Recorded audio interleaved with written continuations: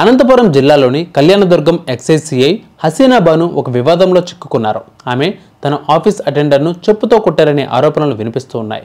మద్యం అక్రమంగా విక్రయించే వారి నుండి డబ్బులు వసూలు చేస్తున్నావని, తనపై తప్పుడు ఆరోపణలు చేస్తున్నావని సిఐ ఆగ్రహం వ్యక్తం చేశారు.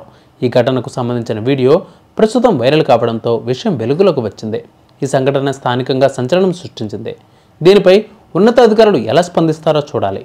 అనంతపురం జిల్లా కళ్యాణదుర్గం ఎక్సైజ్ సిఐ వివాదంలో చిక్కుకున్నారన్న విషయం తెలిసిందే.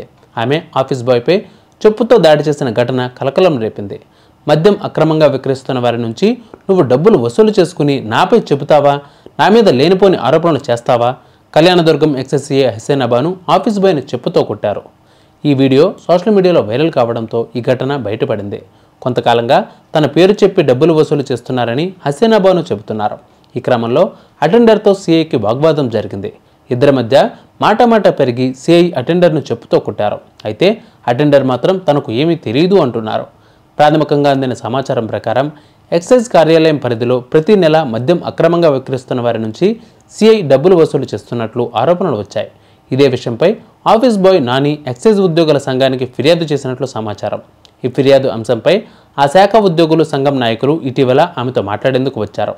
అదే సమయంలో ఆఫీస్ బాయ్ని సిఐ హసీనా బాను పిలిపించి దురుసుగా ప్రవర్తించారు. అందరి ముందు చెప్పుతో కొట్టారు. ఈ ఘటన స్థానికంగా కలకలం రేపింది.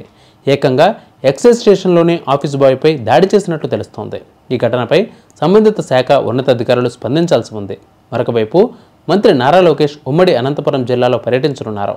ప్రజలు, ఉద్యోగుల నుంచి వచ్చిన వినతుల్లో అన్నిటికీ పరిష్కారం చూపుతామని పేర్కొన్నారు. గుత్తులోని అనంతపురం రోడ్డులో ఉన్న ఓ ప్రైవేట్ స్కూల్ దగ్గర ఆయన ప్రజా దర్బార్ కార్యక్రమం నిర్వహించారు.